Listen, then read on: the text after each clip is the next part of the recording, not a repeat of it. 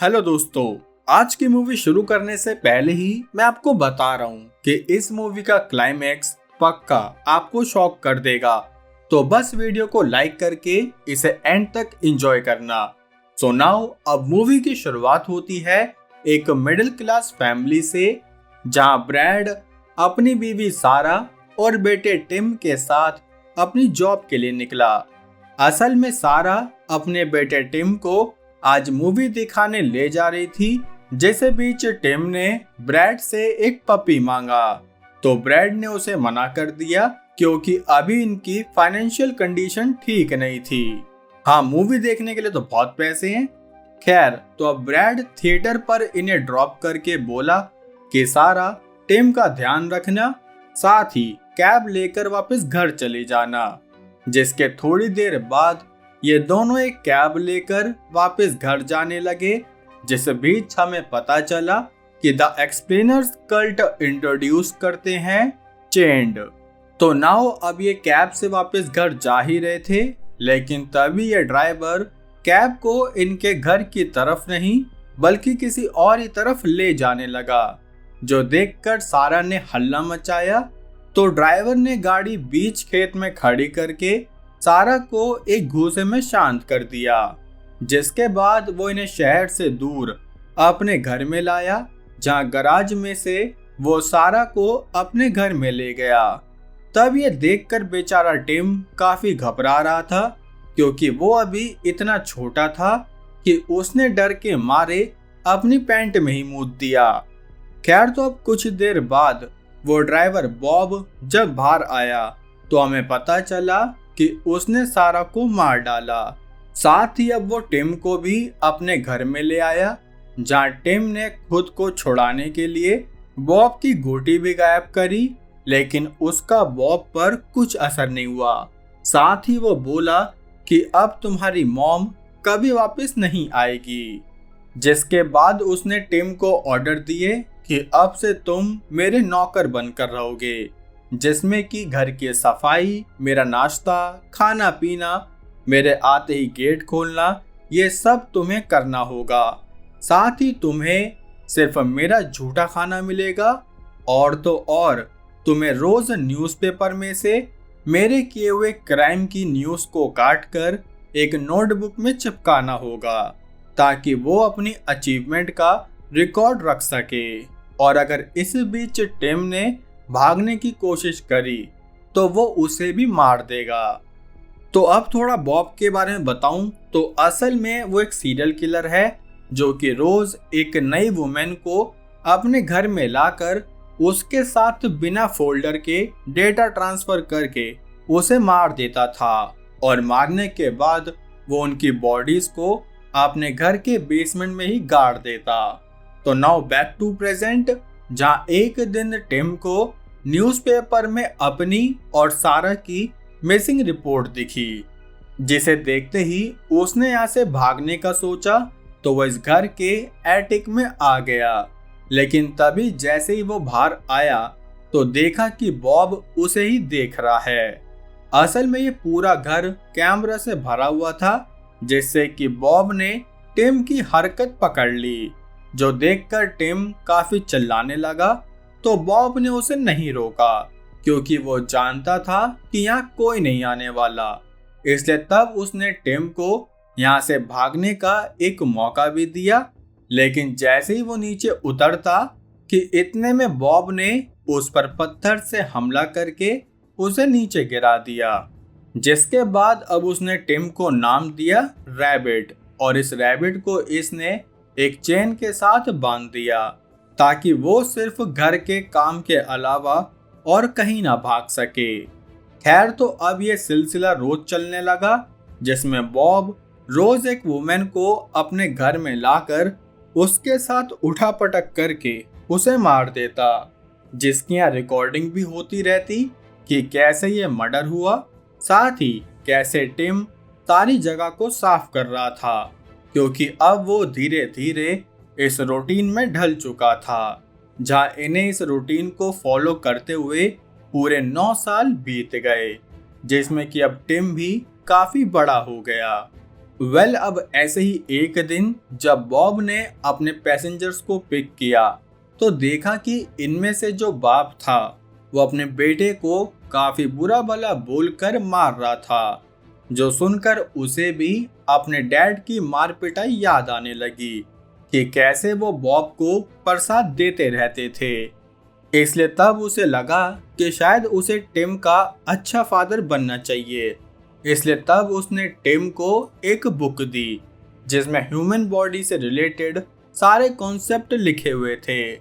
असल में बॉब चाहता था कि टिम भी जल्दी से उसकी तरह बनकर घर से बाहर जाने लगे, लेकिन टिम को तो ये सब पसंद ही नहीं था। इसलिए तब उसने ऐसा कुछ करने से मना कर दिया, जो देखकर बॉब ने उसे कुछ फोटो दिखाई कि देखो कैसे तुम्हारे डैड ब्रैड ने दूसरी शादी कर ली है, यानी कि वो तुम्हें बिल्कुल प्यार नहीं करते और अब इस दुनिया में मेरे अलावा तुम्हारा कोई नहीं है। जो देखकर टिम को लगा कि भले ही मैं बॉब जैसा ना बनूं, लेकिन एजुकेशन तो ले ही सकता हूँ। इसलिए तब उसने यहाँ बुक्स पढ़नी शुरू कर दी। अब ऐसे ही एक दिन जब बॉब एक औरत को मार रहा था तो बीच ट्रांसफर में ही बाहर आ गई, जिसे देखकर टिम तो डर गया, लेकिन बॉब ने पीछे से उस वुमेन का पूरा डेटा ट्रांसफर कर दिया, जो देखकर टिम काफी डर गया क्योंकि ये पहली बार उसके सामने लाइव मर्डर हुआ था। खैर तो बॉब टिम से काफी कैजुअल होने लगा। जिस बीच टिम को एक दिन एक औरत के सामान में से एक नाइफ मिल गया, जिसे लेकर उसने सोचा कि अब इस चाकू से वो इस बॉब के धागे खोल देगा, जिसके लिए वो रूम के पास भी आया, लेकिन तभी उसे बॉब के रोने की आवाज आने लगी। असल में बॉब को अपना ट्रॉमा याद आ रहा था कि कैसे बचपन में उसके एब्यूजिव डैड ने खुद बॉब की ही मॉम का रेप कराया, जो चीज बॉब का छोटा भाई भी देख रहा था। लेकिन फिर उस दिन बॉब ने अपने डैड को ही मार दिया, जिसके बाद से अब उसे ये फ्लैशबैक आते रहते हैं। खैर तो अब ये आवाजें सुनकर टिम ने अपने पहले मर्डर का प्लान यहीं ड्रॉप कर दिया, लेकिन इसकी वजह से उसे अब खुद भी अजीब सपने आने लगे, जिसकी वजह से वो रात को सपने में रोने लगा। तब ये देखकर अगले दिन बॉब ने उसे एक स्कूल मैगजीन दी कि बताओ तुम्हें इनमें से कौन सी लड़की चाहिए, जिस पर पहले तो टिम ने मना किया, लेकिन जब बॉब ने उसे थोड़ा प्रसाद दिया तो टिम ने आंख बंद करके कोई भी लड़की सेलेक्ट कर ली। मुझे पता है कुछ ऑडियंस सोच रही होगी काश हमें ये ऑप्शन मिलता, है ना? यस, सुधर जाओ। खैर तो शाम होते ही बॉब टिम की चूज करी हुई लड़की एंजी को यहाँ ले आया, जहाँ उसने टिम को एक चाकू देकर उसे एंजी के साथ अकेला छोड़ दिया, ताकि टिम एंजी को छोड़ने के बाद उसे मार दे। लेकिन टिम तो एंजी से बात करने लगा, जहाँ एंजी को भी पता चल गया कि वो 9 साल की उम्र से यहाँ बंद है, जिसकी वजह से उसने आज तक किसी लड़की को नहीं छुआ। तब ये सुनते ही एंजी टिम की वर्जिनिटी लूज कराने लगी कि शायद फिर टिम उसे छोड़ देगा, लेकिन इस बीच यहाँ बॉब आ गया, जिसके प्रेशर में आकर टिम ने एंजी पर कैंची चला दी, जिसके बाद वो गुस्से में बॉब से बोला कि हमें अकेला छोड़ दो। अब कुछ देर बाद उसने एंजी की बॉडी को बेसमेंट में दफनाया और फिर बॉब से बोला कि मुझे और भी लड़कियां चाहिए, जो सुनकर बॉब खुश हुआ कि फाइनली ये मेरा सैंपल तैयार हो गया। इसलिए तब उसने अगले दिन टिम को नए कपड़े और चेयर वगैरह भी दे दी, ताकि अब वो उसके साथ कंधे से कंधा मिला सके। शुक्र है सिर्फ कंधे से कंधा ही मिला रहे हैं। खैर तो बॉब टिम को इतने सालों में घर से बाहर लाया, जहां आज ये दोनों एक साथ शिकार पर जाने वाले थे। तब इस टैक्सी को देखकर टिम की 9 साल पुरानी यादें ताज़ा हो गई, जहाँ इसके बाद ये लोग अपने शिकार पर निकल गए। तब बॉब उसे कहने लगा कि बताओ कौन सी वाली का शिकार करना है, लेकिन टिम अभी किसी को भी सेलेक्ट नहीं कर पा रहा था। जिस बीच एक कॉलेज के पास पहुंचकर बॉब ने देखा कि उसकी गाड़ी पर हेल्प लिखा हुआ है। तब ये देखते ही वो टिम का गेम समझ गया कि असल में टिम उसके जैसा बना ही नहीं, और उसके जैसे नहीं बना तो यानी उसने एंजी को भी नहीं मारा होगा। तभी हमें उस रात का सच दिखाया गया कि कैसे टिम ने एंजी को उस जगह मारा था जहां पर हमला होने के बाद भी इंसान 2 दिन तक जिंदा रह सकता है, और उसने ये सब उन बुक से ही सीखा था। इसलिए तब वो एंजी को जिंदा हालत में ही बेसमेंट में डालकर हेल्प के लिए बाहर आया था। लेकिन अब तो बॉब घर पर पहुंच गया, जहां वो टिम को कार में ही छोड़कर एंजी को मारने भागा। लेकिन तभी इतने में टिम को भी होश आया तो उसने अंदर जाने की कोशिश करी। जिस बीच बॉब एंजी को मारता कि इतने में एंजी ने उसके पैर पर उसी चाकू से हमला किया जो कि टिम ने उसे दिया था।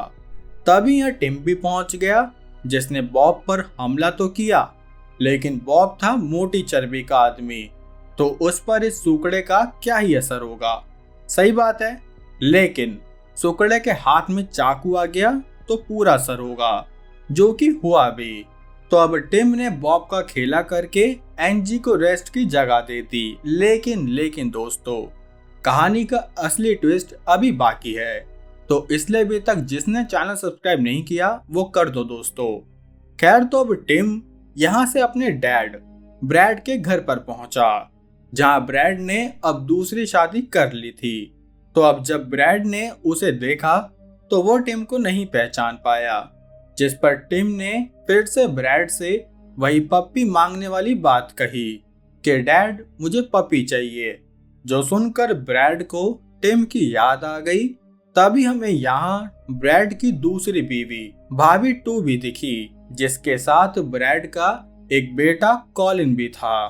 तभी टिम ने ब्रैड को एक बहुत भयंकर लेटर दिखाया, जिससे पता है दोस्तों क्या रिवील हुआ कि असल में ब्रैड बॉब का छोटा भाई है, जिसने खुद बॉब को पैसे दिए कि वो उसकी बीवी और बेटे को ठिकाने लगा दे, ताकि फिर वो एक नई अमीर औरत से शादी करके अपनी लाइफ बढ़िया तरीके से जी सके। तब ये पता चलते ही ब्रैड टिम को बाहर निकालने लगा, लेकिन इस बीच भाभी 2 ब्रैड को रोकने लगी, जो देखकर वो भाभी 2 पर भी चढ़ गया कि तू रोकेगी मेरे को, और ये कहते हुए वो उसे मारने भी लगा, जो देखकर टिम ने ब्रैड पर हमला किया और इस ब्रैड को यहीं सेक दिया। तब इस कांड में भाभी 2 ने टिम का साथ दिया और पुलिस को ये रिपोर्ट करी कि किसी अनजान आदमी ने रॉबरी के चक्कर में मेरे पति को मार दिया। जिसके बाद यहाँ टिम, जिसके पास रहने की कोई जगह नहीं थी, तो वो वापिस ब्रैड के घर में ही आ गया।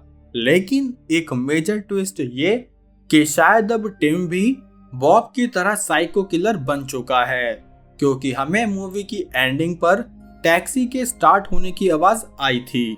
साथ ही जिस तरीके से टिम का बचपना निकला, उस हिसाब से वो पक्का साइको किलर ही बन जाएगा। तो आपको क्या लगता है दोस्तों, टिम सीरियल किलर बनेगा या नहीं? बाकी इस मूवी का ट्विस्ट आपको कैसा लगा, लाइक कमेंट करके जरूर बताना।